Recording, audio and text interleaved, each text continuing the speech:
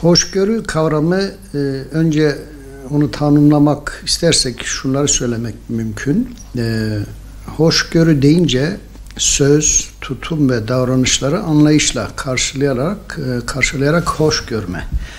Yani insanlar arası ilişkilerde orta yolu takip etme, sosyal ilişkilerde dengeli olma, tolerans gösterme, yani müsamahalı bir tavır sergilemedir. Beğenilmeyen söz ve davranışlar karşısında biraz sabır gösterip tahammül etme gibi anlamlara geliyor hoşgörü. Yani insanlarla ilişkilerde biraz daha teenniyle hareket etme, biraz daha sabırla hareket etme, onların bazı hataları varsa bile bazen görmezden gelme ya da anlayışla karşılama anlamında ele alabiliriz. Eğitimde ise hoşgörü karşılaşılan olayların ve düşüncelerin çeşitli yönleriyle ele alınarak kuralların daha esnek ve daha toleranslı bir biçimde uygulanmasını ifade eder. İnsanlar arası ilişkilerde dengeyi koruyan ve onları birbirlerine yakınlaştıran hoşgörü, duygusal bir tavır olarak her konuda hemfikir olma, aldırış etmeme ve kayıtsız kalma durumu değildir. Nedir peki? Bir anlamda farklılıkların bilincine varmadır. Bir diğer ifadeyle hoşgörü bireylere başkalarından nefret etmeme bilincini kazandıran bir erdemdir aynı zamanda. Ahlaki sistemlerin en temel unsuru ve diğer unsurlara da kaynaklık edebilecek önemli bir ruh disiplinidir. Tabii hoşgörü sınırsız bir tutum değildir. Mesela yasa ihlalleri, inançlara saygısızlık ve kişiliklere hakaret hoşgörü kapsamında görülmez. Çünkü hoşgörüde toplumun diğer bireylerinin zarar görmemesi esastır.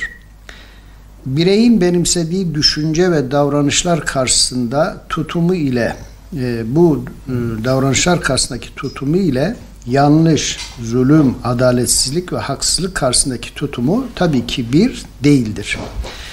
Bireye ve topluma karşı işlenen bazı ağır suçlar vardır ki bunları hoş görmek, suça ve haksızlığa rıza göstermek anlamını taşımaktadır. Dolayısıyla haksızlık, kötülük, çirkinlik ve adaletsizlik karşısında susmak, bilerek yanlışlıklara göz yummak hoşgörü olarak değerlendirilmez.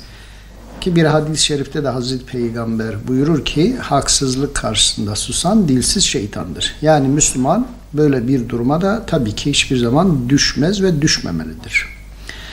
Hoşgörü bireyin kendi inançlarından ve özbenliğinden taviz vermesi de değildir. Aksine hoşgörü bireyin farklı düşünce ve kimliklere anlayışla bakabilmesi, farklılıklarla birlikte yaşamayı öğrenmesi, bir hakkın ihlali söz konusu olmadığı sürece insani ilişkilerde anlayış gösterebilmesidir.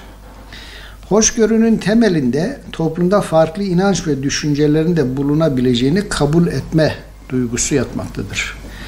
Hoşgörü bizim uygun görmediğimiz bir durumla karşılaştığımızda söz konusu olur ve işte bu yüzden tabii ki önemlidir. Herhangi bir nedenden ya da kişisel yetenek ve özelliklerden kaynaklanan farklı düşünce ve davranışlara hoşgörüyle bakmak, değişik fikirlere değer vermek ve onları toleransla karşılamak toplum bireylerinin birbirleriyle yakınlaşmalarını sağlar.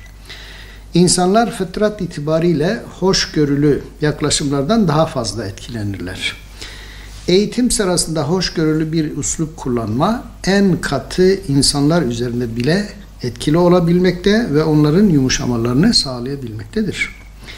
Hoşgörülü söz ve davranışlar karşısında muhatabın kalbi yumuşayınca taassup duyguları zayıflamakta, bireyin etkili mesajlar karşısında ikna olup verilen bilgileri içselleştirmesi de kolaylaşmaktadır.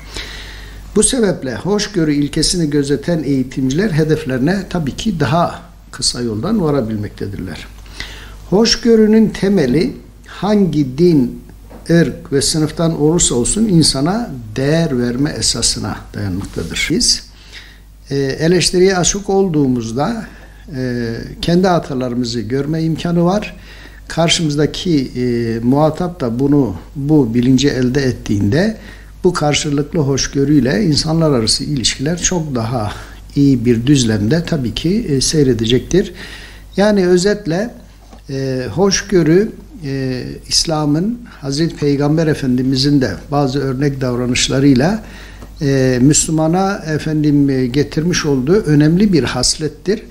Kur'an-ı Kerim'de Allah Teala insan için biz onu mükerrem bir varlık kıldık diye buyuruyor. Dolayısıyla biz Müslümanlar olarak Allah'ın mükerrem olarak yarattığı, değer verdiği bu insana eğer çok büyük bir hatası yoksa onu affedebilmeli, onu hoşgörüyle karşılamalı ve ona güzelce nasihat edebilmeliyiz.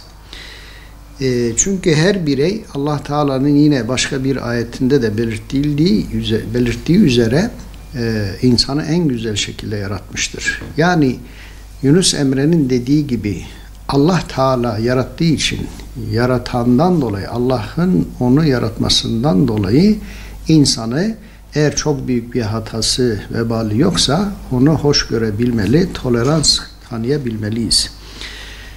Hoşgörünün gereği olarak olumsuz alışkanlıkları kızmadan, öfkelenmeden düzeltmeliyiz. Yani bir insana, evet insanlar tabii beşer olması hasebiyle şaşabilmekte, bazen hatalı davranışlara düşebilmekte. Farkında veya farkında olmadan bu gibi hatalara düşebilmektedir. Olgun bir mümine düşen ise onun hatasını ona yani hakaret et